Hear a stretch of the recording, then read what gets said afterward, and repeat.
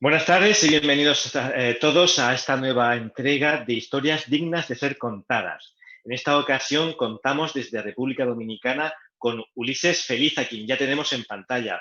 Muy buenas tardes, buenos días para ti, Ulises, ¿cómo estás? Bueno, y buenas noches para ustedes allá. Gracias por tenerme. Para mí es una sorpresa, tú sabes, y un verdadero placer que alguien entienda que nuestra historia personal es algo importante que puede servir para alguien y que merezca ser contado. Así que después de ahí lo bañamos. Muy bien, como siempre, gracias a Luis Collantes, que es la persona que se encarga de todo, nuestro diamante, el ideólogo, y quien al final propone que seáis vosotros los que participéis. Así es que a mí me gusta empezar, por supuestísimo, dándoos la bienvenida, por supuestísimo, dando las gracias y dejándoos que seáis vosotros, que sois los grandes protagonistas de este espacio, los que os presentéis. Así que si te parece, Ulises, nos haces el favor y te presentas. Bueno, pues esto me recuerda cuando yo estudiaba inglés, que cuando uno estudiaba inglés, pues uno acostumbraba para aprender el idioma a hablar de sí mismo. O sea, I'm going to talk about myself. Esa era la primera lección de inglés. Voy a hablar de mí mismo. No es algo que uno hace muy frecuente. Bueno, mi nombre es Ulises Félix, de República Dominicana. Tengo ya muchos años que me gradué de ingeniero de sistemas, trabajé en informática por unos 18 años, con una muy bella experiencia, muy buenos compañeros de trabajo, retos laborales, escalando en las posiciones desde jovencito, desde joven. Me enorgullecía mucho de tener altas posiciones para las que muchas personas estaban calificadas también. Y en ese tiempo, pues aprendí mucho de lo que es el ambiente laboral, de lo que es trabajar en base a un proyecto, de lo que es el desarrollo profesional y el aplicar para lo que uno se preparó. Luego, después de un tiempo de todo ese proceso, pues anduve buscando un poquito más de libertad personal, un poquito más de control, un poquito más de independencia, de mejores ingresos, y por eso me dediqué a los negocios. Pasé por muchos negocios, que hoy en día prácticamente hace unos 19 años que dejé el ambiente laboral, pero lo recuerdo con mucho cariño.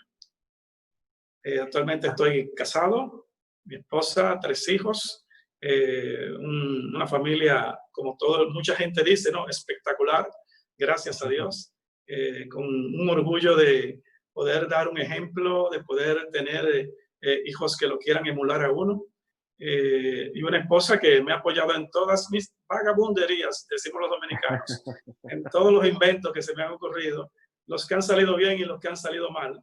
Son menos los que han salido bien que los que han salido mal, te puedo garantizar. Pero ese espíritu de emprender y de probar cosas nuevas y de avanzar es algo que es ineludible, es algo que es parte nuestra. Bueno, Y bueno, ha salido bien el más importante, ¿no? Que es Amway. sí, definitivamente que mi esposa dice, ahí la pegaste, que nosotros no.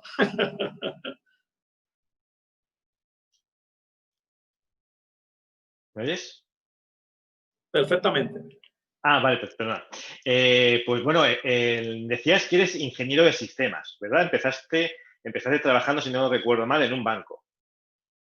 Sí, tú sabes que cuando uno es ingeniero de sistema trabaja en muchas áreas y eso es lo bueno que tiene esa carrera, que tú tienes que aprender prácticamente de todo, porque en definitiva lo que tú buscas es ir a un lugar, entender el sistema, los protocolos, los procedimientos, la documentación, y ver qué se puede mejorar, qué se puede automatizar, o sea que desarrollas esa mentalidad de crítico.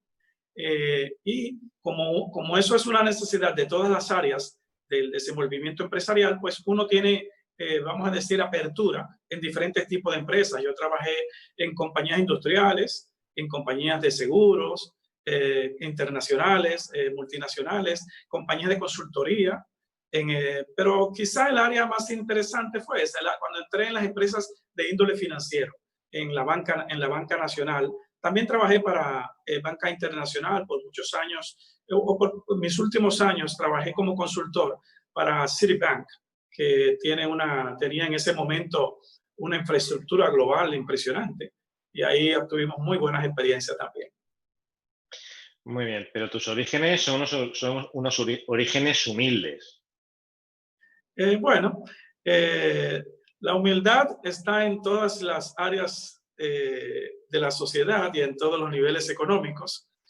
A veces confundimos falta de recursos, escasez con humildad, pero yo tenía muchos vecinos en el barrio donde yo me crié que eran más orgullosos que algunos millonarios que he conocido hoy en día. Así que definitivamente que sí te puedo decir algo, muy agradecido, muy feliz, muy consciente de esos orígenes y la base que eso me dio para mi carácter. Porque cuando tú te crías en un ambiente, digamos, de escasez o un entorno de escasez, se mezcla a veces con muchas cosas negativas que son producto de la actitud que las personas toman frente a la escasez. Y el que se cría en un barrio, digo yo en dominicano, o es un tigrazo o es un pariguayo. Y para traducir al mundo exterior lo que significa tigrazo o pariguayo, tigrazo le decimos aquí en Dominicana a las personas que son muy hábiles, muy talentosas. O sea, ese tipo baila salsa, son la macarena, juega tenis, después nadador, tú sabes, donde quiera que va, sí, busca la manera de lograr las cosas por la izquierda en lugar de la manera correcta, y es un aventajado. Ese es el tigrazo. ¿Okay? Sí. Y el pariguayo es el que hace las cosas por el librito, por las reglas, se comporta bien, es disciplinado, riega el jardín, perdona al vecino, y ese tipo y es educado, y es, tú sabes. Entonces, cuando te creas un ambiente donde el entorno es agresivo, normalmente se dan esos dos fenómenos. O te vas hacia ese lado del entorno o hacia un lado producto de la protección familiar, que es mucho más formal, mucho más, vamos a decir, controlado, disciplinado, exigente. Y yo estuve de este lado, gracias a una madre que tenía una visión impresionante, una mujer educadora, catedrática universitaria, que yo siempre he dicho que si yo fuera a hacer una pintura, si fuera pintor y fuera a pintarla, pintaría a una mujer embarazada en una ventana buscando luz para leer un libro, porque siempre estaba estudiando. Y lo de embarazada es porque somos 7 hermanos. O sea que siempre estuvo embarazada. La conociste gran parte del tiempo embarazada, ¿no? Posiblemente de ahí, posiblemente decías que de ahí nazca tu pasión por la poesía. Yo creo que sí, que viene un poco de la vena de educador, porque mi abuela era educadora, mi mamá también, y mi padre era el hombre más espontáneo de la tierra, el inmortal más espontáneo de la tierra, la felicidad, la alegría, el centro de la casa, el amor, el orgullo y la seguridad personal de él provienen. Y de mi madre provenía esa, vamos a decir, ese escolasticismo o ese objetivo de pensar en grande, de ser disciplinado, de educarme, de dar valor al conocimiento. Y esa mezcla de ambas cosas, yo creo que, tú sabes, conocimiento y emociones, sentimientos y actitud, creo que me arrastraron un poquito hacia ese mundo. Te puedo decir que yo soy un hombre, tú no te imaginas cuánto yo me siento agradecido de España, sin ser español, por sus poetas, por sus cantautores, por toda... O sea, es como si yo hubiera estado alguna vez en los campos de España, como si yo hubiera estado en Barcelona, como si yo hubiera estado en esos lugares recónditos que cuenta Machado, que habla Joan Manuel Serrat en sus composiciones. Y eso adentró mucho en mi psiquis y también adentró mucho en mis emociones. Así que toda esa cuestión de que me guste la poesía, de que me guste aquello, vino mezclado con todas esas coincidencias que pasan en la vida que lo atraen a uno. Entonces, cuando yo era pequeñito, mis hermanos, los mayores, les gustaba mucho los cantautores, los de protesta. Tú sabes que todo el mundo por ahí, por los 60, los 70, si no fue izquierdista, no estaba vivo, ¿verdad? Si no fue socialista. no estaba vivo en ese momento. Si era joven, tenía que ser socialista. Entonces, todos esos cantautores que cantaban a la sociedad, a la libertad, pero sobre todo al amor, que era por donde yo lo tomaba, influyeron mucho en mí. Y entre ellos estuvo ese cantante Joan Manuel Serrat, que está por ahí todavía cantándole a la vida. Y nada, eso me influyó mucho. Y tú sabes que esos cantautores también han dado a conocer mucho a los poetas, porque no solamente cantaban sus canciones, sino que tenían la decencia de ponerle música a letras de la historia, letras valiosísimas. Sí, sí, sí. Muy bien. Oye, yo de tus audios me he quedado con muchísimas ideas, muchísimas frases, y puesto que estamos hablando de tu madre un poco, hay una frase que me ha hecho mucha gracia y dice, hay, en este momento no, pero hay. ¿No? Tú sabes que eso era verdaderamente profundo, desde el punto de vista filosófico. Sí. Porque te está hablando de la abundancia infinita, te está hablando de la sustancia disponible, la energía, te está hablando de tantas cosas. Y mi madre fue una mujer muy estudiosa de sí misma, de su concepto, de quién era ella, de su búsqueda. Yo la admiré mucho, la admiro mucho, porque a veces no tenía tiempo para nosotros.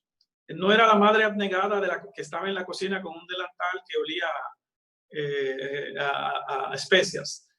No era esa madre clásica, sino era una madre que trabajaba el día completo, que estudiaba mucho, y que cuando yo quería decirle que hiciéramos tal cosa juntos, ella me decía, no, tengo un viaje, tengo un curso, tengo un compromiso. Entonces tenía su vida propia, su propio objetivo. Y eso a mí me enseñó la importancia de uno tener su propio mérito y buscar las propias cosas. Ella entonces desde pequeñito nos hablaba de esas cosas, no importando si la entendíamos o no. Hoy yo que soy adulto, entiendo muchas de esas cosas. Cuando ella decía, no nos permitía, eso es en serio, o sea, en mi casa tú no podías decir no hay o hablar cosas negativas, no lo prohibía. Entonces yo cuando chiquito era muy ocurrente, yo era como el ocurrente, yo quería copiar a mi padre, ¿verdad? Yo era el ocurrente de la casa. Entonces, cuando ella decía esas cosas, tú sabes, fui un día a la cocina, abrí la nevera, y como usualmente pasaba, donde hay 7 muchachos, nada dura en la nevera, ¿verdad? Nunca hay de nada. Entonces yo la abría y le decía, ella me decía siempre, no se puede decir no hay. En este momento no hay, pero la sustancia divina es infinita y está disponible, decía ella, a un niño. Y decía, Dios proveerá, Dios proveerá, Dios proveerá. Y yo un día fui a abrir la nevera, estaba vacía la nevera, y yo le dije, bueno, mamá, llama al proveedor tuyo, porque aquí no hay. Y eso yo tenía como 6 o 7 años, entonces imagínate. Son cosas de la infancia. Pero sin duda es un gran aprendizaje desde la cuna, desde muy pequeñito, efectivamente, a aprender a hablar en positivo y a pedirle a la vida y a creer, ¿no? Tener siempre presente que efectivamente Dios proveerá. Y por eso te decía que es una cosa que la entiendo ahora, pero yo te puedo decir que gozo de una educación privilegiada gracias a unos padres que se preocuparon por ellos, educarse ellos, porque nadie puede dar lo que no tiene. Y yo sí siento que recibí mucho, que ahora, mira, cosas tan sencillas, los adultos tenemos ya, porque cuando uno se va poniendo viejo, uno empieza a aplicar la experiencia que viene de ancestros, que viene de la cultura. Por ejemplo, hay cosas tan sencillas como ella nos decía, el más grande no le da al más chiquito. ¿Tú has oído eso? Seguramente. En una casa, cuando hay varios hermanos, siempre hay pleitos. Entonces mamá tiene una regla. El más grande no le da al más pequeño. Y yo, que siendo más grande, como quiera era pequeño, le decía, mamá, pero es que me dio, mamá, es que me hizo tal cosa. ¿Cómo que no le da? Es que no. El que tiene la conciencia tiene la responsabilidad. Ahí yo no lo entendí. Yo entendí el más grande, no le da al más pequeño. Pero el que tiene la conciencia tiene la responsabilidad. Lo entendí después de adulto. O sea que me di cuenta que cuando pequeño estaba recibiendo una información que me iba a servir de base para mi actuación de hoy en día. O sea que, por eso que te digo que me quería un ambiente de escasez, pero eso es algo también relativo, así como de humildad también es relativo. Yo me siento que nací en un ambiente de una riqueza sin límite, que hoy la aprecio como tú no te imaginas.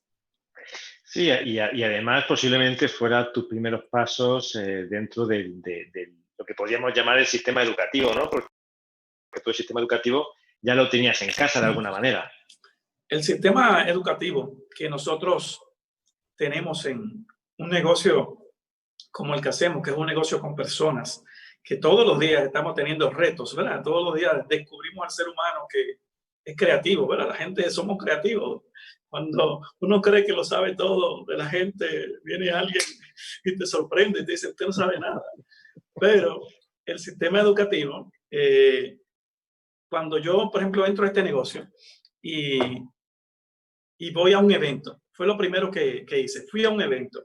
Me recuerdo algo que se llamaba una convención de negocios. Y yo entendía por convención, como ya yo estaba en el mundo corporativo, yo entendía por una convención un ambiente bastante de caché, como decimos, ¿verdad? De cierto nivel para los ejecutivos y para la gente top, para los top de la industria, donde venían quizás algunos especialistas a dar charlas y a dar a ponerte al día estadístico con cómo están las cosas en el mundo de los negocios de venta directa, vamos a decir así. Pero cuando entro a ese ambiente familiar, multicultural, masivo, lleno de entusiasmo, con información fuera de lo tradicional, yo caí en shock. De verdad que para mí fue un impacto bien grande.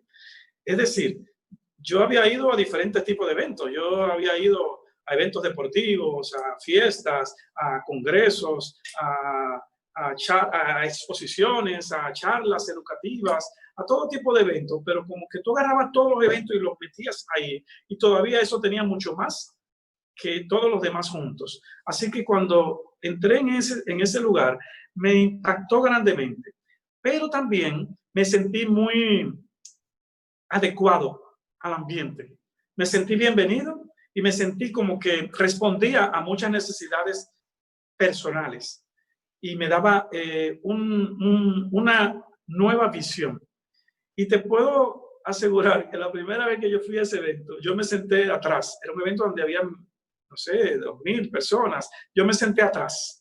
Por si acaso alguien me veía, tú sabes, yo todavía fui con mi saquito, mi corbatita, de ejecutivo bancario y ese tipo de cosas. Y con mi gesto, tú sabes que uno practica cierto tipo de gesto, ¿verdad? Cuando uno tiene alguna posición, sobre todo si uno es joven, uno se cree un poquito más. Pero me fueron como rompiendo los muros de personalidad fingida que tenía enfrente. Y me fui como humanizando un poco y escuchando. Y empecé a escuchar, y empecé a acercarme, Yo te puedo asegurar que ese día yo lloré como nunca, frente a todo el mundo. Ya no me importaba nada. Yo reí como tú no te imaginas. Yo me subí en una mesa. Yo aplaudí, yo escribí. Ese día hubo un cambio cuántico en mí, trascendental.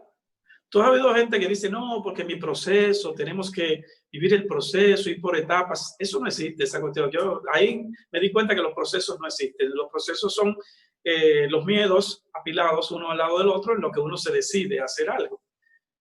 Para mí ese día me di cuenta que el proceso no existe, sino la decisión. Porque ese día el proceso fue instantáneo. Y ahí tomamos una decisión. Ese día tomamos una decisión, mi esposa y yo, que fue conmigo.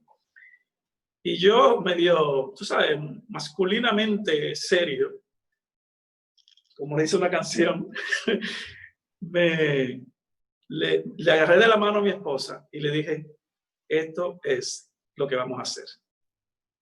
Esto es lo que vamos a hacer. Punto. No me salieron más palabras. Así que el sistema educativo yo te lo pudiera resumir en eso. En lograr a través de la conexión personal, de aquel que ha logrado lo que yo quiero lograr. Un impacto tal que se cree un puente inmediato, instantáneo, entre esa persona y sus anhelos. Y al ese puente estar ahí, es como si fuera una fantasía, ¿verdad? Que tú creas, te lo estoy tratando de poner en imágenes, ¿verdad? Que tú creas un puente de ti hacia tu sueño y tú lo ves posible. Y tú dices, Dios mío, es posible. Por eso le brotan a uno las lágrimas de los ojos. Y por eso fue esa emoción. Y desde entonces me di cuenta de la importancia de un sistema educativo que no sea solamente información, conocimiento, tabulación, estadística, sino que sea evidencia, que sea ejemplo, pragmatismo, conexión humana, que tenga el manejo y tenga dentro de su, vamos a decir, su pensum educativo, las cosas que no enseñan en el sistema educativo tradicional en el que yo me crié toda la vida, que no enseñan finanzas personales, no enseñan sobre liderazgo, no enseñan sobre actitud, no enseñan sobre colaboración, lo que se enseña es sobre competencia, más bien colaboración de equipo de trabajo que hace el proyecto de otro, no enseñan sobre metas personales en el sistema educativo. Y precisamente uno cuando entra a este sistema educativo se da cuenta que uno vivía en una matriz, en un Matrix, como la película, en una matriz, donde uno era parte de un engranaje, jugaba su misión, pero también tenía una cantidad de información que estaba detrás, que nunca iba a ser revelada. Y el negocio y el sistema educativo nos reveló esa información tan importante para que un jovencito que viene de un barrio, de un entorno de escasez, pueda encontrar una escalera que de verdad lo pueda llevar a escalar socialmente, no que lo coloque en una posición de simplemente empleado orgulloso, que es lo más que me da el sistema educativo tradicional. Qué bueno. Oye, porque siempre que escucho a un diamante, y tú has nombrado ahora, te has referido a la convención, ¿no? A la primera convención, yo me pregunto cómo será ese instante inmediatamente anterior a empezar una convención y que de alguna manera tú sientas la responsabilidad de que puede haber personas para las cuales, igual que tú tuviste una primera convención que te impactó y te inspiró y sirvió de puente hacia ese sueño, en cada convención estoy convencido de que habrá personas a las cuales Ulises Feliz habrá sido esa persona que haya servido de puente hacia sus sueños. ¿Tú eso cómo lo vives? Es una gran responsabilidad el pararse en una tarima y hay que tratar de no olvidar. No sé, hay personas que no tienen memoria. Tú haces algo por ellos y se les olvida o no sé, o aprendieron de alguien y nunca lo mencionan a la persona que le enseñó eso. Casi todo lo que nosotros podemos exponer, casi todo, se lo robamos a alguien, ya sea que lo haya puesto por escrito en un libro, o ya sea que lo haya dicho en otra tarima frente a nosotros, o ya sea que en el día a día nos haya inspirado, nos haya dado un consejo. Casi todo lo que uno dice lo tomó de otro. Y por eso yo creo que cuando uno se para frente a un público, hay que recordar cuando uno era el público, cuando uno estaba ahí. Y casi siempre cuando yo hablo, hay algunas cosas que son esenciales en las cosas que yo hablo. Tú ves que yo hablo con mucho orgullo de mis padres. Nunca he hablado en una convención sin hacer algún tipo de honor a la paternidad, al hombre padre, que ha sido tan infravalorado o vamos a decir, tiene tanta mala prensa, como dice yo Manuel Serrat, tiene tanta mala prensa hoy en día que necesita alguna voz que reviva el valor de la paternidad, porque yo no fui de los casos en los cuales esos padres que a veces son los principales protagonistas en los medios, cuando se habla de ellos, han hecho. En mi caso yo tuve un padre de puro amor, espectacular. Así que cuando yo hablo frente a un público, sé que ahí enfrente hay padres que quizá no tienen contacto con sus hijos, que quizá han sido maltratados, vamos a decir, al juzgarlo, al ser juzgados como una minoría, vamos a decir. También sé que hay personas que vienen de un ambiente difícil, un ambiente de escasez, que andan buscando esperanza.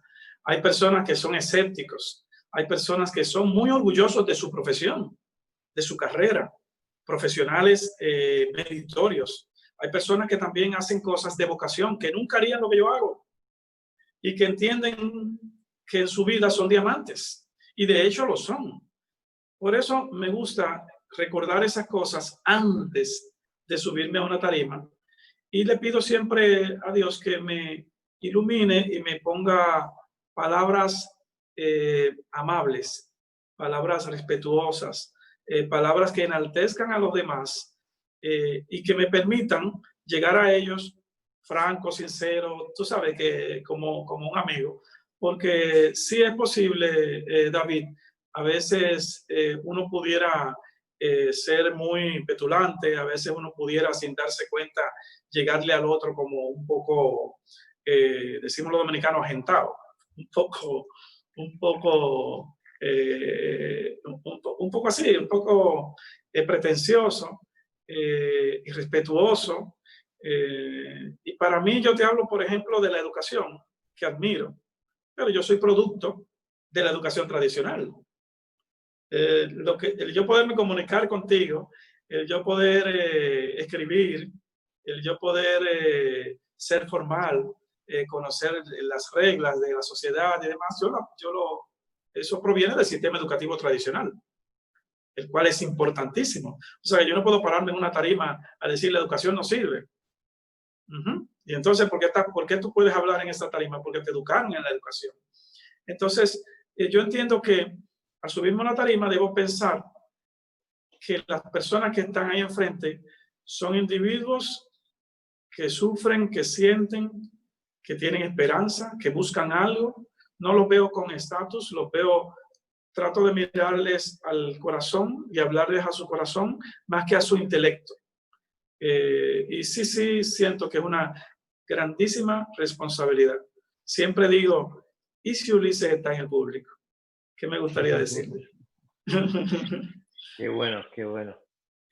Pero el camino hasta Diamante, hasta que empezasteis de hecho el negocio de Easy2, fue una historia jalonada de todas peripecias, de ruinas. No sé si ese señor de Brasil te ha llamado ya para ayudarte. No, pero tú te has escuchado unas cuantas cosas.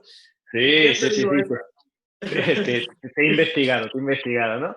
Y te he escuchado decir a ti en un audio. Entonces, en realidad es una historia, pues eso, como decía, jalonada de todo tipo de intentos fallidos, y lo realmente importante es que nunca dejasteis, porque siempre lo habéis hecho juntos, de intentarlo. Sí, tú sabes que cuando uno se ríe de lo que pasó, es porque lo que pasó fue muy serio. Porque cuando uno sobrepasa un gran peligro, uno hace, me salvé, y se ríe. Yo vi un tipo una vez que iba cruzando una calle y pasó, nosotros decimos patana, los camiones esos grandotes, los camiones que llevan carga y eso. Y él iba a cruzar la calle, y en ese momento yo le dije, ¡cuidado! Le dije al tipo. Y el tipo frenó y pasó la patana, que se lo iba a llevar de plano. Y cuando pasó el camión, el tipo yo lo veo como una lagrimita y riéndose, como si estuviera riéndose nervioso. Y es que cuando uno sobrepasa un gran peligro y queda vivo, uno se ríe. Así que si tú me escuchas riéndome cuando me hablas de esas jalonadas, es porque en cierto modo fueron situaciones bien difíciles que recuerdo ahora como un chiste, pero también sé que los mejores comediantes, por ejemplo, yo veo los stand-up comedy de los comediantes norteamericanos, por ejemplo, y los más graciosos, los mejores son los que eran más pobres, los que más trabajo pasaron, porque se ríen de la vida, pero se ríen porque están vivos. Algunos no están vivos, no hacen la gracia. Así que yo te pudiera decir que sí, pasamos muchas situaciones. Ahora, yo tuve una gran ventaja, que ahorita te comencé a decir hace un ratito, que mi esposa dice que en Amway la pegué. Ella dice que la pegué en Amway porque la intenté tanto en todas las otras cosas, que yo era un buen modelo de cómo perder dinero, de cómo meter la pata. Y bueno, pero siempre me apoyaba. Parece que ella entendía que algún día yo iba a hacer algo bien. Pero ciertamente, David, cuando uno anda buscando y uno no tiene ningún tipo de experiencia, y uno lo único que tiene es esa naturaleza que ni siquiera el sistema educativo tradicional puede matar, que es esa naturaleza independiente de búsqueda personal, de ese fuero interno que hace que uno salga a investigar, salga a buscar. Eso es, en algún momento a todo el mundo le sale eso. Si lo acalla por mucho tiempo, pues eso se duerme, pero si no, uno inventa. Entonces, yo siempre intenté hacer negocios desde que salí del colegio, desde antes de terminar. Hice muchos negocios y casi no recuerdo que alguno me haya ido muy, muy bien. Pero yo tenía una peculiaridad que yo creo, David, que tenemos los hombres. Y digo esto sin ser machista, sin tratar de ser machista, sino como que es algo en nuestra naturaleza que nos permite comenzar en cero otra vez. Como fracasar y comenzar en cero, como dejar atrás lo que ya no nos sirve. Y te digo por la experiencia mía con mi pareja, ¿verdad? La mujer siento yo que es un poquito más apegada a las cosas. Una vez una cosa es nuestra, no la quiere, no, eso nos ha costado mucho esfuerzo, como que uno lo deja atrás rápido. Pues Daisy vio muchos momentos así, en lo que yo iniciaba una cosa, fracasaba y no me quedaba aferrado a ese fracaso, sino que lo dejaba atrás, como que pasé la página, perdí. Entonces yo recuerdo una vez montamos un restaurante, ¿sabes? Para hacer dinero. Yo trabajaba en un banco y ella también. Pero yo entendía que había que hacer negocio. Entonces yo le compré a un tío un combo. Él me vendió un combo porque él se iba para Estados Unidos y él me vendió el restaurante, el carro y un contrato que él tenía también con un punto comercial, ¿verdad? Del negocio, su clientela. Entonces yo le compré. Él se fue. Él me dijo que era una mina de oro. Cuando yo voy allá, eso era como un ventorrillo. Era una cosa cualquiera. Pero yo fui a verlo con visión. Y entonces yo le dije a Daisy, no te preocupes, rubia, que aquí vamos a poner esto nítido, a nivel tuyo. Yo le decía a la rubia del caché a ella. Bueno, una mujer muy elegante. Entonces yo invertí dinero ahí para poner ese ventorrillo algo precioso. Y pusimos el ventorrillo algo precioso. Se volvió un restaurante, ya tú te imaginas cómo, ¿verdad? Medio bohemio. Ahí los cantantes que se escuchaban, pues ya era un tipo de cantante que a los tiguerazos, como te dije ahorita, la definición de tiguerazo, no los dejaba dentro. Cuando entraban y escuchaban el tipo de música que se oía, ¿qué es esto? Se iban. Entonces no era un restaurante, iban cantantes, cantautores de allá, de Santo Domingo, y cogían guitarras que habían ahí, cantaban, tú sabes, gente bohemia. Tú sabes que en los ambientes bohemios hay de todo menos dinero.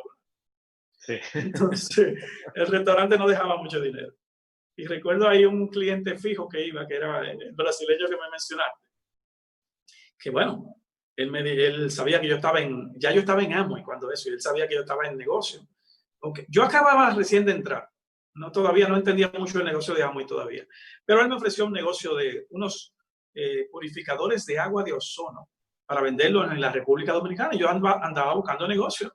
Y recuerdo a este tipo con su acento, cuando decía, oye muchacho, de verdad que vamos a hacer una excelente compañía entre tú y yo. Eu puedo traer purificadores de agua de ozono do Brasil. Y el tipo hablándome, tú sabes, en su brasileño. Y entonces entramos en negocio y él me dice que tenía que traer un cargamento de Brasil para nosotros vender esos purificadores de agua de ozono aquí en Santo Domingo. Y ya yo había cometido muchos errores. Mi esposa me ha dicho, no te metas más en negocio con nadie. Cualquier cosa tiene que ser con un abogado. Y yo le dije, Daisy, tranquila, que yo tengo un abogado. Busqué un abogado amigo y busqué un garante dominicano que tenía una compañía que le hizo de garante a él. Una compañía de agua en un lugar, tú sabes, hay unos trailers y ahí el tipo tenía su compañía de purificación de agua también. Y él sirvió de garante para el brasileño. Entonces el brasileño, pues, ni modo, vamos a hacer negocio. Le di el dinero, un dinero que él necesitaba para el primer cargamento que iba a traer de Brasil, y él se fue para Brasil. a buscar el cargamento. Luego supe, un mes y pico después, que también se había ido con la familia, o sea, con la mujer y los hijos. O sea que me empecé a pensar como que el dinero que yo le di le sirvió para su viaje, su ticket para él, la mujer y para establecerse en Brasil nuevamente. Así que si tú lo has visto por allá, por España, de turista, bueno, así me dice, porque yo más nunca lo volví a ver. Y esa es una. Hay muchas historias. Hay muchas. Y hoy yo me río. Y de hecho, Ulises, llegó el momento en el que incluso no vivíais con vuestros hijos, ¿verdad? Vuestros hijos vivían separados de vosotros. Sí, mira qué pasa. Cuando yo me caso con Daisy, Daisy tiene sus hijos. Bien. Entonces yo adopto a los hijos de Daisy. Estaban pequeños, otros estaban más grandes. Son 3. Entonces, ellos vivían con nosotros, vivíamos muy bien. Tú sabes, éramos ejecutivos. ¿Ok? Sí. Hasta que vino una crisis, como siempre sucede, esa fue la crisis del 93 de los bancos aquí en República Dominicana, y todos los ejecutivos se llevaban bien con el jefe, estaban en un ambiente seguro, muchachos, tú no te imaginas lo bien que me tratan esa gente. Eso es lo que uno dice cuando está ahí, a mí me pagan todo, hasta las compras de supermercado, el colegio de los hijos, el club, todas esas cosas te las pagan cuando tú eres un ejecutivo bancario. Pero a pesar de que me llevaba bien con los jefes y estaba muy bien remunerado, el banco andaba haciendo cosas incorrectas financieramente hablando, y se cayó el árbol con todo. O sea, yo estaba agarrado de una buena rama, pero se cayó el árbol con todo. Entonces nos vimos en situaciones muy, muy, muy difíciles económicamente hablando. Así que tuvimos en algunos casos que tomar prestado, dejar de pagar. Los cobradores para mí eran ya, imagínate, llamándote a las 6 de la mañana. El hijo mío más grande, el hijo de Daisy, el más grande, estaba cansado de locrio de salchicha, se llama. Tú sabes que los dominicanos inventamos muchos platos, ¿verdad? Ustedes tienen allá la paella, nosotros aquí le decimos locrio, que son diferentes maneras de preparar el arroz con pollo, de todo. Pero también tú lo haces con salchicha, porque es más barato, la salchicha enlatada. Entonces, el hijo de nosotros estaba cansado de locrio con salchicha, porque eso era lo único que me fiaban en el mercado del edificio donde yo vivía. El señor que tenía un mini market, él me daba crédito. Tú sabes, ya él sabía lo que había. Y entonces eso era lo único que él vendía, entonces eso era lo que comía el hijo de nosotros. O sea que pasaron situaciones con nosotros hasta un punto en que yo vi que estaban desalojando a un vecino de la casa y le sacaron los muebles de la casa. Y esa escena no me gustó. Sobre todo porque yo debía como 8 meses de alquiler. Ya te puedes imaginar lo que hay detrás de un hombre de ver 8 meses de alquiler en una casa. Y yo dije, los próximos somos nosotros. Vámonos. Como yo le había prometido a mi esposa que nunca, no importa lo que pasara, nunca íbamos a ir a la casa de mi madre, que con eso podía contar conmigo y que eso no iba a suceder, pues estábamos en casa de mi madre, porque no hubo otra alternativa. Y ahí fueron algunos de los muchachos, pero luego incluso lo mandamos a casa del ex esposo de ella, a casa de su padre por un tiempo, porque nos fuimos fuera del país, construyendo el negocio de Amway. Ya ahí estábamos ya en una meta, ya estábamos en un proceso. Pero ciertamente no es una historia que Daisy cuenta. Ella nunca habla de esa separación, porque no todo el mundo entiende qué estábamos haciendo y por qué lo hicimos. Pero esos muchachos viven hoy como unos príncipes, felices, orgullosos, y han emulado ese ejemplo. Y yo te pudiera decir una cosa, David, una cosa que yo me aprendí como padre en ese momento, que lo mejor que uno puede hacer por los hijos es no esconderles sus fracasos, porque el fracaso es una parte esencial del camino al éxito. Y ellos nos pidieron a nosotros ponernos metas en el negocio de Amway, no alcanzarlas, y volvernos a poner las metas, alcanzar algunas, y volvernos a poner metas, echar hacia atrás. Nos vieron muchas veces caernos, pero lo importante que nosotros hicimos fue no esconderle nuestras caídas, pero tampoco esconderle nuestra actitud ante las caídas. sea, que ellos vieron lo que nosotros hacíamos cuando las cosas no salían bien. Fueron testigos. Y yo creo que esa es la mejor enseñanza que nosotros les pudimos dar, en lugar de cuidarlos de las dificultades que pasamos. Ellos vieron las dificultades que pasamos, pero también entendieron por qué las pasamos. Ya. Perfecto, menuda lección. Ulises, te quiero leer una cosa, a ver si sabes de quién es y que me digas qué te parece. Liderazgo es el reconocimiento de lo pequeño que soy, de lo incapaz y limitado que soy, pero también el reconocimiento de lo responsable que soy. Ser líder es aquel que asume la responsabilidad de que lo que hay que hacer se hace. Y al darse cuenta de que no puedes hacerlo solo porque eres muy pequeño, busca ayuda. Busca ayuda.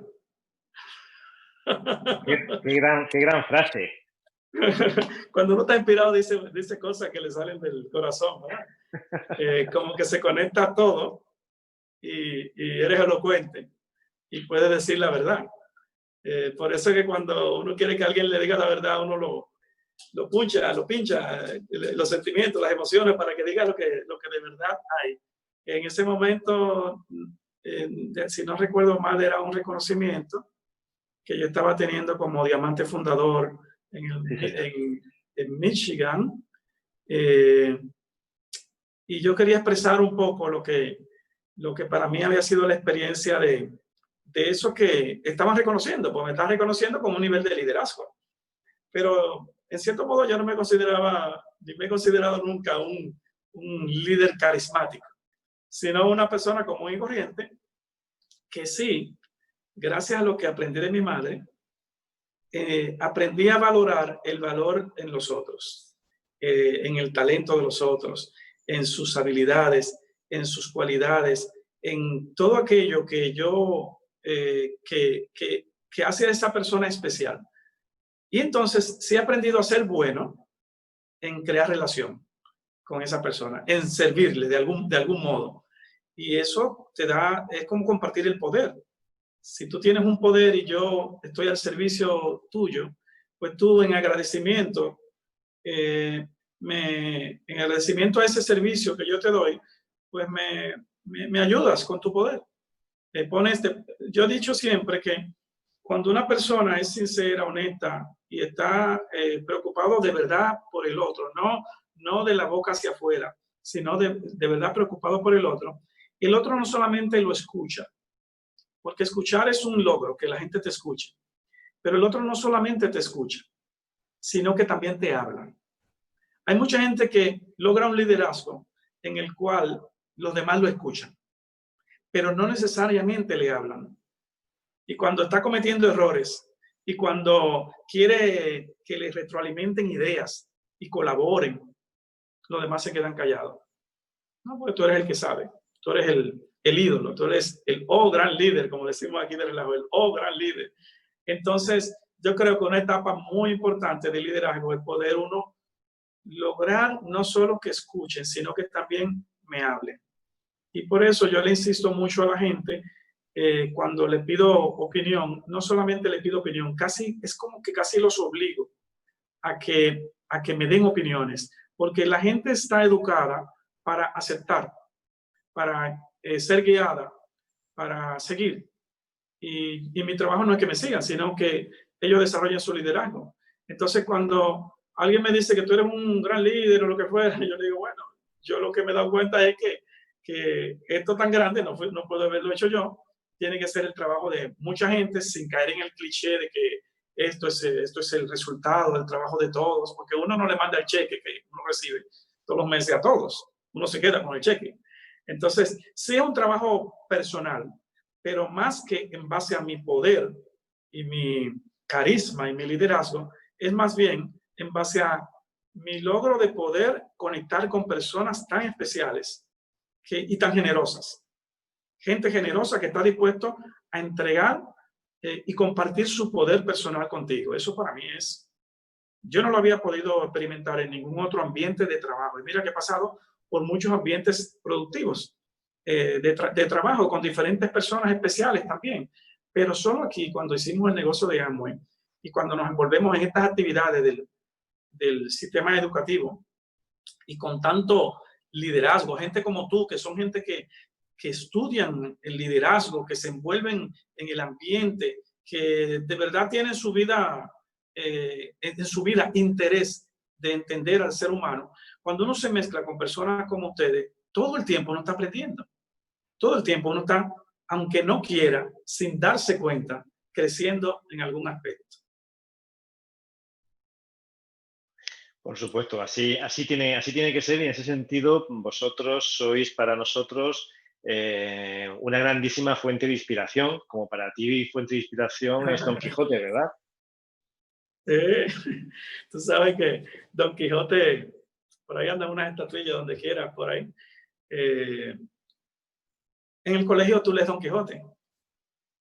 Me extraña cuando voy a Estados Unidos que los norteamericanos no tienen idea, ni idea de quién es Don Quijote, ni quién es Cervantes. Y yo digo, pero es la primera figura de la lengua española, ¿no te suena algo? Entonces, yo siento, me es extrañísimo porque uno desde pequeño pues está escuchando las historias y leyendo en el colegio. Y cuando yo empecé a mirar todas las dificultades que yo iba pasando, yo digo, pero estos son pleitos que soy yo mismo que me lo he buscado. O sea, soy yo el que había una situación allí y fui yo de justiciero a resolver y ayudar. Yo me he tirado deudas de otros encima. Yo me he tirado promesas a otros que le he hecho por cosas que no tenía quizá que prometerle. Y he andado enderezando enredos y entuertos entre otros que están en situaciones. Y te digo que en un momento dije, oye, pero me parezco a esa historia de Don Quijote, que lo hacía todo por un sueño.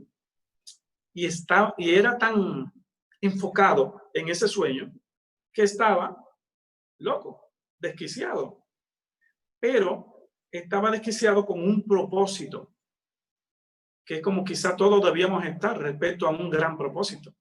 Y eso fue un poquito lo que le saqué. O sea, todos debíamos ser tan obsesionados con un propósito noble que nada nos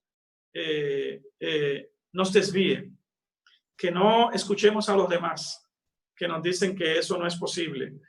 Por eso, oye, y no solo que me gusta Don Quijote, yo hice una película con un actor dominicano que inclusive se ganó un premio, el galardón más alto aquí en actuación de teatro, aquí en el país. Y yo, como estudié teatro hace un tiempo, pues tuve la oportunidad de conocer a algunas personas y él le pedí el favor de que hiciera de actor. Y de hecho él es un tipo igualito a Don Quijote, un tipo blanco, alto, delgado, enjuto, tú sabes, y ahora tiene una edad que va con Don Quijote.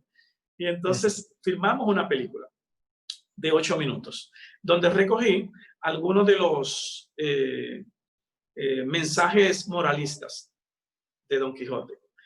Y al final, cuando está la famosa escena de los molinos, ¿qué molinos? Dice, son gigantes, que le dice a Sancho, que dice, Sancho, son molinos. Eso es que Sancho el pobre se vuelve loco tratando de detener a Don Quijote. Y entonces él va y los molinos reales pues lo tumban y él cree que son los gigantes, están en el piso y Sancho va y los recoge.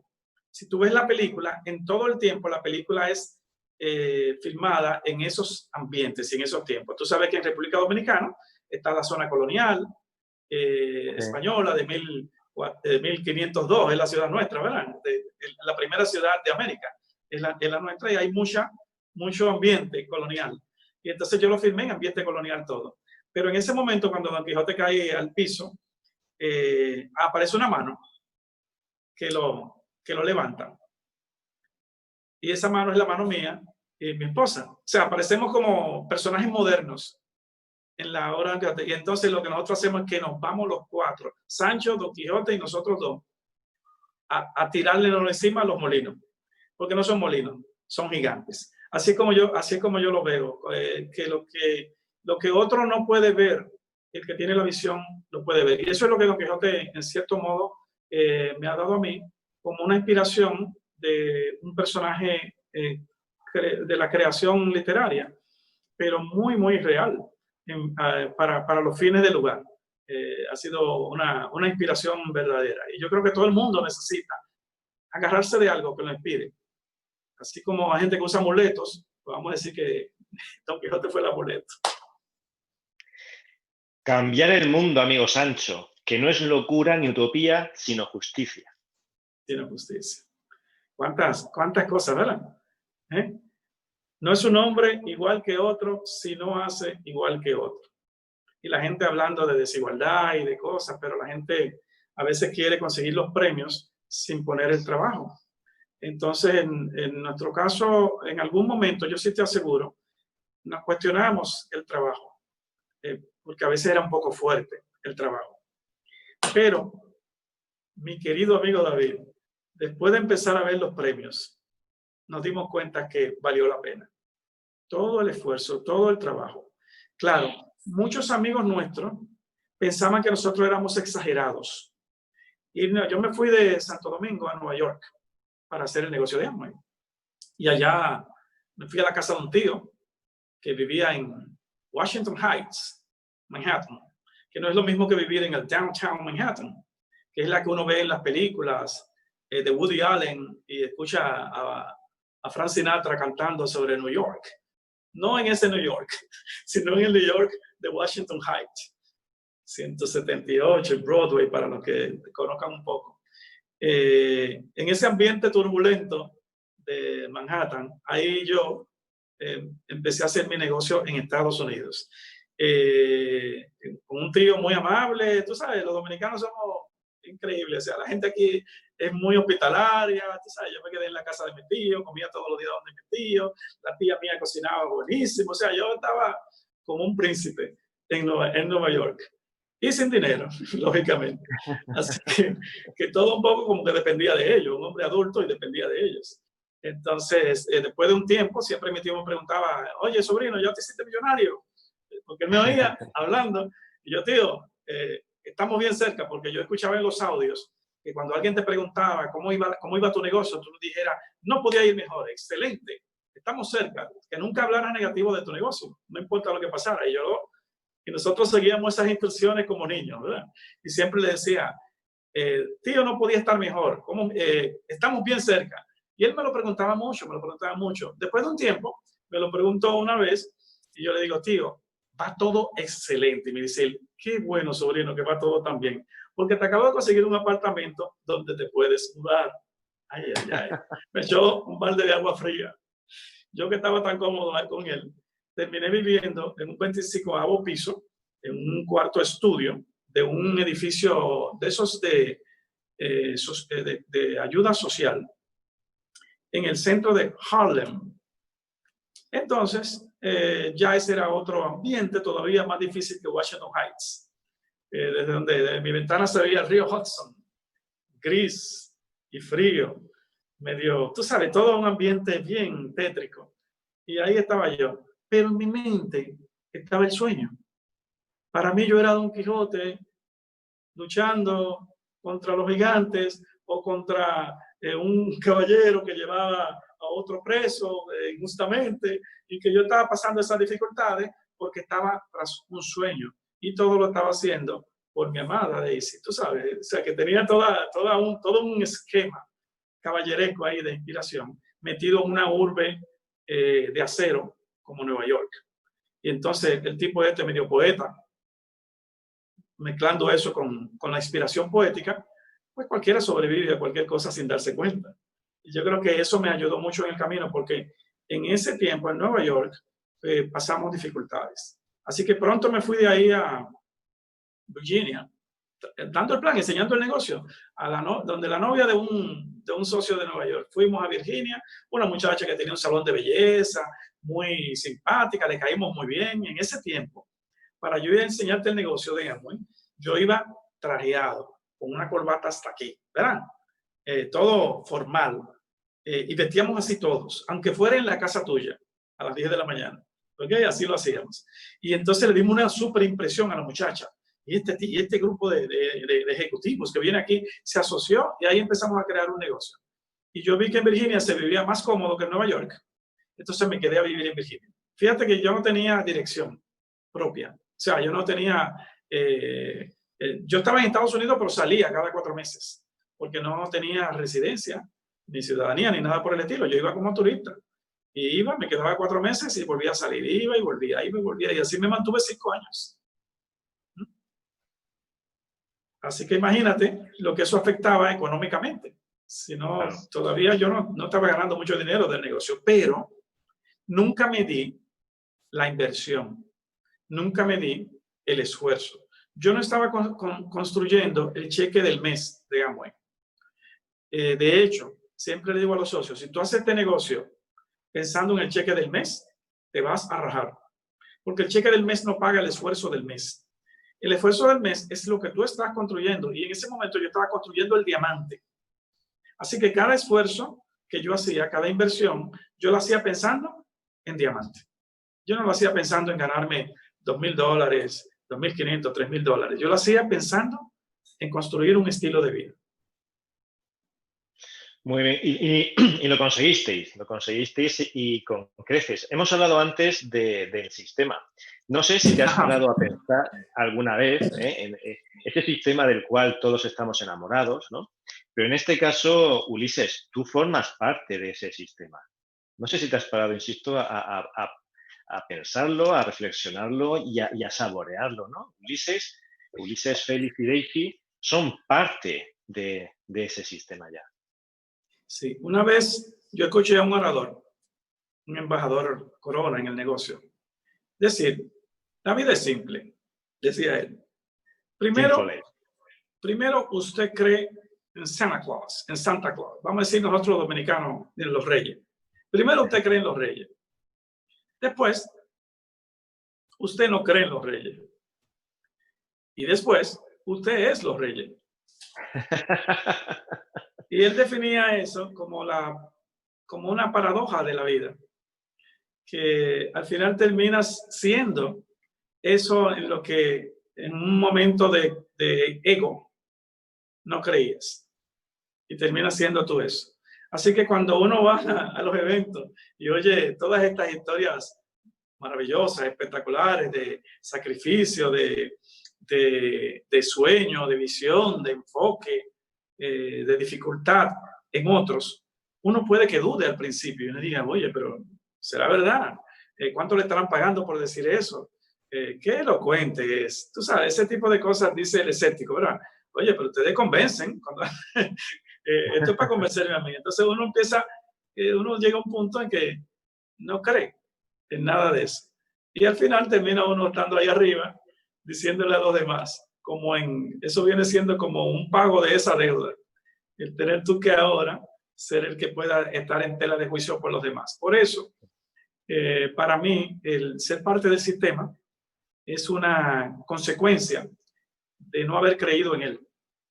Pero el haber tenido la necesidad de que sin creer fuera cierto.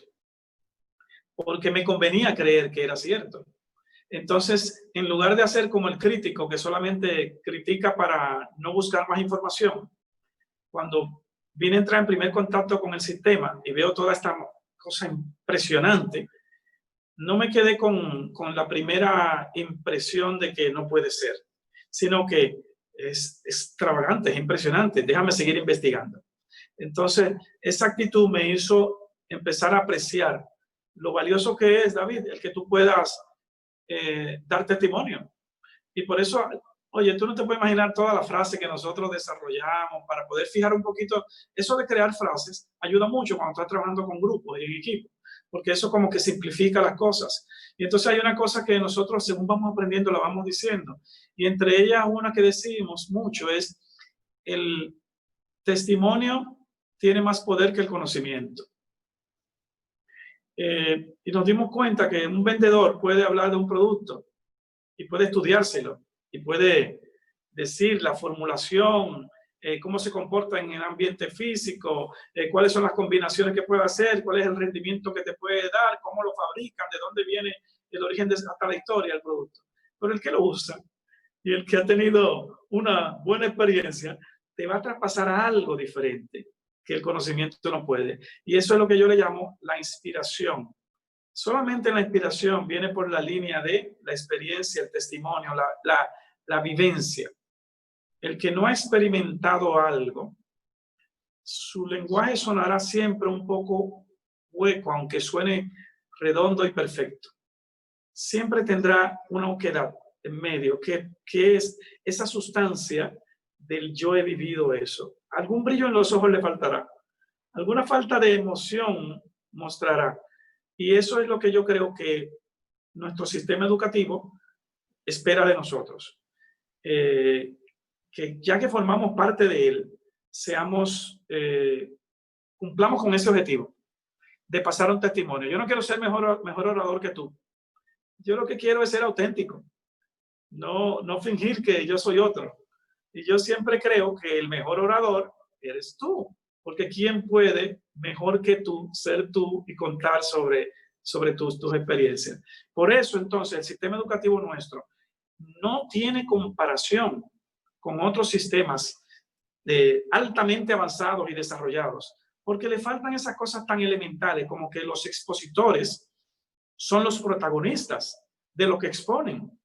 Y es caro un expositor que sea protagonista de lo que expone. Es muy caro. Y nosotros lo tenemos en un sistema también que económicamente hablando es ridículamente barato el poder tener acceso a tanta fuente de sabiduría mezclada con información y emoción. Así que formar parte del sistema educativo para nosotros es una consecuencia de no haber creído en él y es una responsabilidad al saber que hay otros que están ahí sentados o escuchando ahora virtualmente que pudieran tener duda. Esta gente están hablando sinceramente, es verdad. Y no se dan cuenta que tú eres yo en tiempo desfasado. Tú ahora me estás evaluando como yo estaba evaluando al que hablaba cuando yo no tenía información suficiente. Y mi mayor deseo ahora es que tú entiendas y te des cuenta que es la misma cosa, tú y yo somos la misma cosa, que esto es verdad y que tú puedes cambiar, pero que también tú tienes en tu mente todo un sistema de conocimiento, predisposición, que no lo decidiste tú, sino que lo decidió una cosa que yo le llamo el establishment, que es el poder establecido, que ha creado una fuente de educación, para no decir adoctrinamiento, de educación que puede predecir lo que una persona que vive en sociedad va a decidir, va a elegir, va a comprar, va a opinar. No hay esclavos con cadenas ni latigazos para castigar, pero hay una predisposición con la cual esas cadenas ahora se hacen invisibles y esas opiniones se hacen predecibles. Y eso es lo que yo veo que al estar en nuestro sistema educativo estamos rompiendo con eso. Estamos liberando a personas, pero los más, que son la fuente de esa educación, les cuesta salir de ahí. Les cuesta comprender eso y se defienden de lo que necesitan. Una cosa impresionante. Alguien no creyendo en lo único que lo puede ayudar. Y eso es como yo veo. Nuestro sistema educativo es la manera de poder llegar a esa incongruencia social que crea individuos, ciudadanos, que justifican su situación y que no creen en lo que les conviene. Creen más en lo que no les conviene por prejuicio y por educación que en lo que les conviene. Así que, nada, si alguien no cree en nosotros, está bien que no crean en nosotros, porque a veces nosotros no hemos creído en mucha gente en la que hay que creer, ¿verdad? O sea, que uno tiene que ir balanceando esa deuda que uno tiene. Muy bien, Ulises. Oye, pues muy a mi pesar estamos llegando ya al final, ¿vale? Como sabes, esta iniciativa que empezó Luis Collantes, nuestro diamante, se llama Historias dignas de ser contadas y sin duda la tuya, la vuestra, la de Ulises Sigue y Sigues Feliz es una de esas historias realmente pues dignas de ser contadas y casi, claro, de ser escuchadas. Una de las cosas más interesantes y más importantes para mí y que de alguna manera intento reflejar en estos episodios es el concepto de legado, ¿no? La importancia que tiene todo lo que los diamantes estáis haciendo de cara a la posteridad, ¿no? Un legado que estamos escribiendo en nuestras propias vidas, pero que también estamos dejando para los demás. Y en ese sentido yo creo que tú estás escribiendo poesía en el libro más hermoso jamás escrito. Es ese libro que uno escribe en su propio corazón y en el corazón de otros con, con letras de oro, ¿no?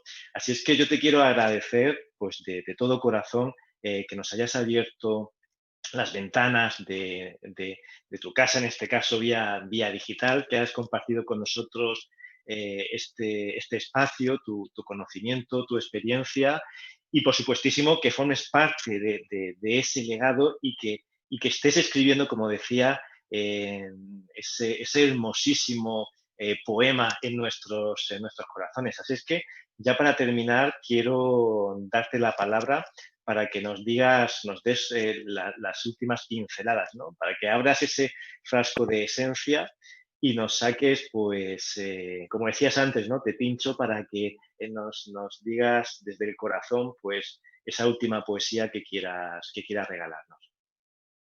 Oye, la poesía que quiero decirte es el agradecimiento por esta oportunidad de que conversemos sobre algo que me apasiona tanto, como es nuestro negocio, como es la oportunidad que hemos tenido personas como yo de prevalecer en situaciones de dificultad por haber podido definir un objetivo, un propósito importante en nuestra vida.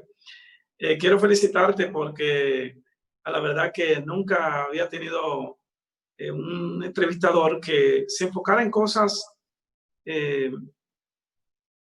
tan importantes, porque toda persona tiene un valor, pero muchas veces los medios andan resaltando otras cosas que quizás no es lo que esa persona valora realmente.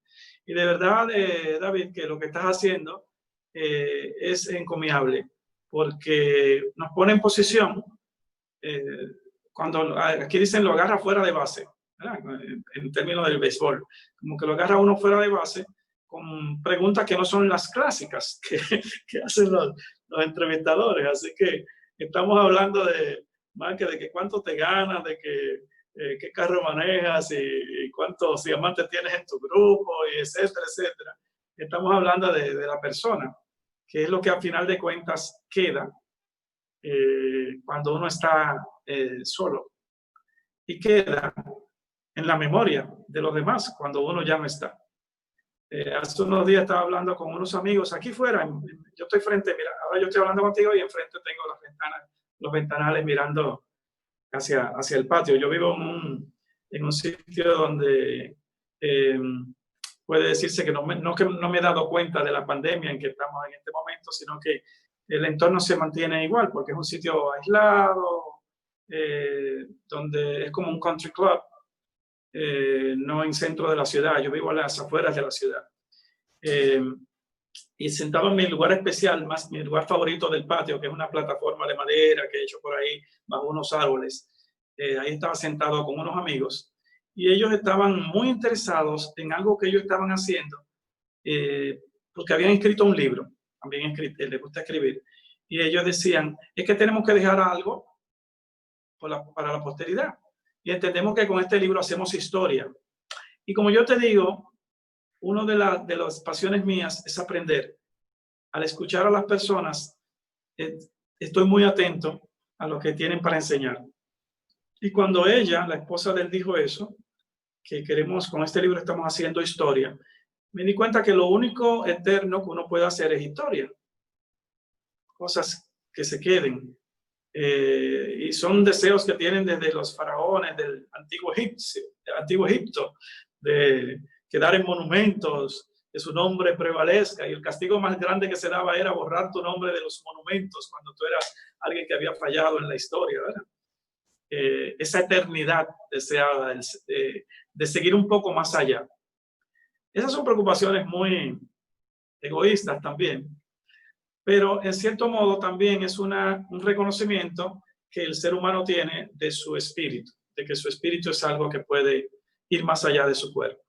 Entonces yo te diría que para Ulises, dejar un legado,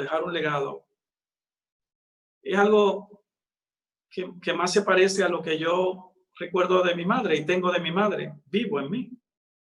Y por eso te decía que trataba de ponerlo en una imagen, una mujer embarazada en una ventana, buscando luz para leer un libro. Encerraba eso, el legado que ella había dejado en mí.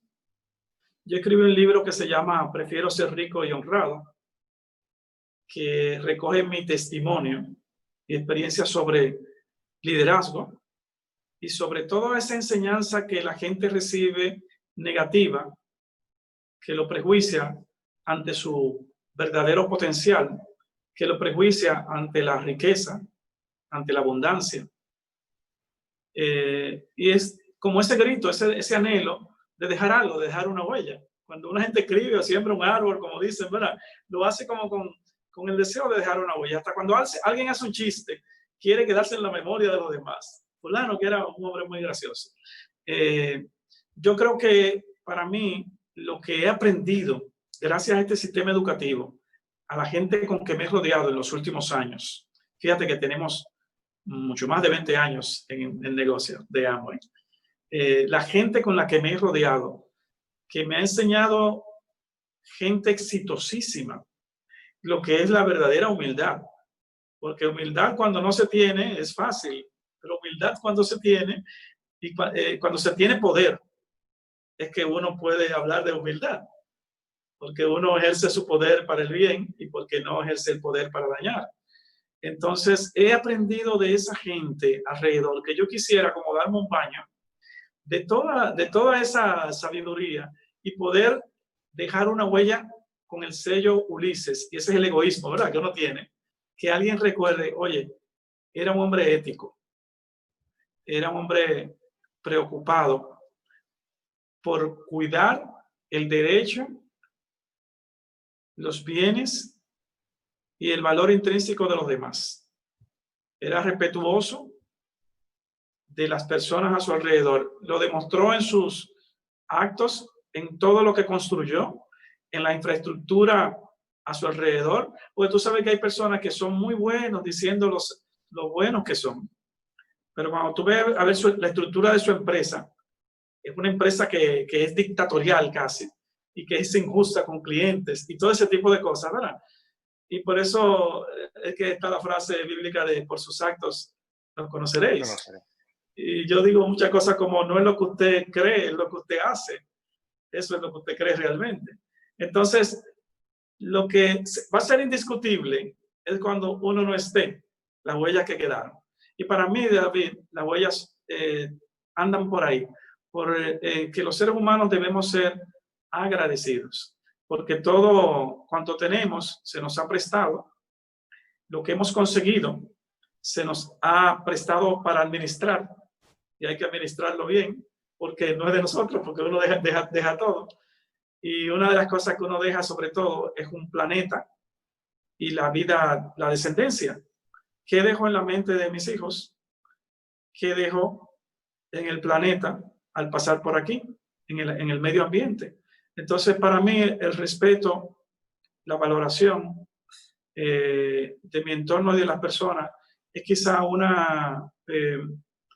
un anhelo que llevo conmigo al cual no quiero fallarle, porque todos somos proclives a fallar en algún momento.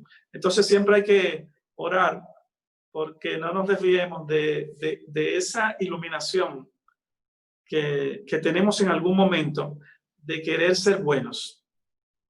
Que no nos desviemos de eso. Por eso hay premios que no se lo dan a las personas mientras están vivos, sino después de que se mueren, porque en algún momento alguien puede cambiar y fallar. Entonces, para mí ese es un ruego y un anhelo, que Dios nos permita mantener esa línea y dejar ese legado que no tiene nada que ver con el pin en que llegué a Amway, con la casa que me compré, con los viajes que me di, con las comidas que me comí, que hoy se usa mucho tirarle fotos a las comidas, ¿verdad? Antes yo no veía esa comida ni en foto y ahora cada vez que voy a comer le tiro fotos a las comidas. Entonces, todo ese tipo de cosas que alimentan el ego personal, no tienen valor para los demás. Así que cumplir esa meta de dejar a alguien que diga, contra, qué bueno que yo conocí a Ulises, qué bueno que nos cruzamos en el camino, qué bueno que pude compartir con él y ver en él la aplicación de lo que yo le enseñé, tanto los maestros como los que lo siguen a uno, que sientan que nosotros hayamos tenido un significado que haya valido la pena. Como dicen los papás, que me salió bueno el muchacho. Así que con eso creo que más o menos te resumo lo que me acabas de preguntar. Y muchísimas gracias de nuevo. Bueno, pues Ulises, encantado de este rato. Muchísimas gracias por, como dicen en Egipto, plantar esas semillas de eternidad que serán reconocidas, estoy convencido, a lo largo de la vida, porque las podremos reconocer en nuestros propios corazones cuando las identifiquemos. Y sin duda, esta historia, Luis Collantes tenía toda la razón del mundo, es una historia digna de ser contada. Muchísimas, muchísimas, muchísimas gracias. Gracias a ti. Me le das un abrazo a Luis. Sigámonos cuidando y manteniéndonos en familia. Hasta luego. Un abrazo. Chao, chao.